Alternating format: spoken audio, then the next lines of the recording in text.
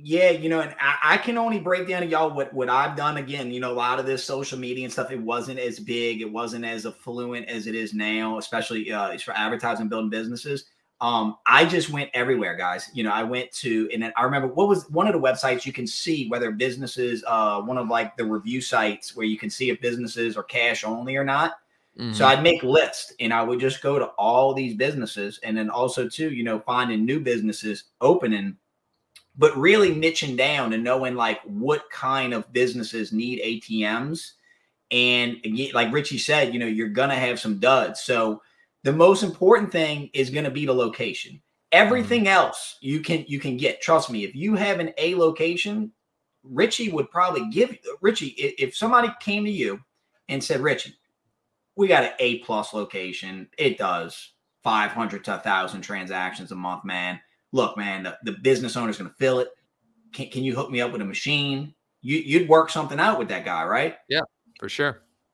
It's all about the numbers. So if you can bring something to Richie, a location, you got somebody to fill it, well, it's going to be in Richie's best interest because he's trying to grow more. It's a volume game at this point. But the ATM business is, guys, like anything, it's super, super competitive. Anything that's passive income like this, it's going to be super competitive. So you got to really ask yourself, like, what is your competitive advantage? Are you a good salesperson? Are you a good technical person? Maybe you can, work on the machines, install them. Are you a good networker? Are you a good, are you a politician? Or, what separates you from the other ATM companies? Now, hey, Kevin, one thing to throw in, not to cut you off, but I want to throw it out there. Even if you are a great salesperson, that is your competitive advantage, you better have reliability as your next competitive advantage, because you can be the greatest salesperson on earth in any of these unattended businesses. I don't care if it's ATMs, credit cards, jukeboxes, any of the stuff that you and I have done. You can be great and you can go sign up all the accounts you want. But if you're not reliable and you don't keep those machines up and running, you're going to be out of there fast.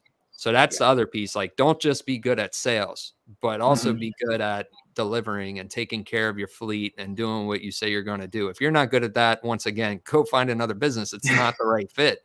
I mean, Kevin, I remember you had all those internet jukeboxes all over the city. And I already know if they called you at 2 in the morning, you had to go deal with it.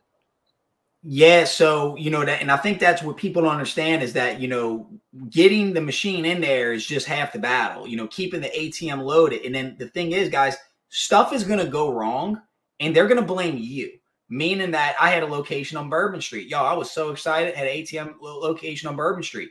Something happened with their cameras and, their internet or something was down and he was blaming the ATM machine. And I'm like, having to explain to him, like, man, this has nothing to do with the ATM machine, but they don't want to hear that. They just know that everything was working and now you're in and now something's broke. So you're the problem. So having a technical background, a networking kind of background would definitely help. But do you think that's necessary, Richie, today? No, I mean, you can learn all of it on YouTube for free. I mean, anything that you need to learn about this business, you can learn on YouTube, or you can go join ATM Business Startups on Facebook and learn all of it. So no, you don't. I mean, fixing any of this stuff's not that hard. It's, I mean, mostly changing out a part, and they don't even break that often, but yes, they do break. I mean, usually on an ATM, it's a bill jam. The bills get crumpled up, jammed up. You have to go unjam it, but maybe it's a card reader. Maybe it's a keypad. Maybe it's a screen. You just pop that part out and put the new one in. If you can use a screwdriver and move some wires around, and then you can do it. But yeah, I mean, you do get, especially I noticed like in the credit card side, if their internet goes out or something, they think it's for some reason you caused it. I could tell you what we do on most of our devices, especially the ATMs, is we run them on cellular modems. That way, for one, they can't say we did anything to their internet or their network. And for two, when their internet goes down and they can't take credit cards, and now everybody can use the ATM to get cash and we stay up and running. And I guess for three, like, people change their routers, they change their whole internet situation. Every time they do that, especially at scale, when you're running 1,000 ATMs, that would be happening almost every day. That somewhere in this country, somebody's changing something with their internet and their network.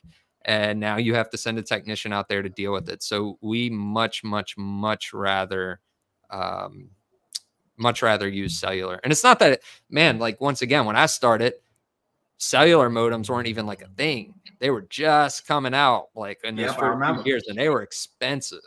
And then they went down to like $20 a month, and people now think that's expensive. Now they're down to like $4 or $5 a month.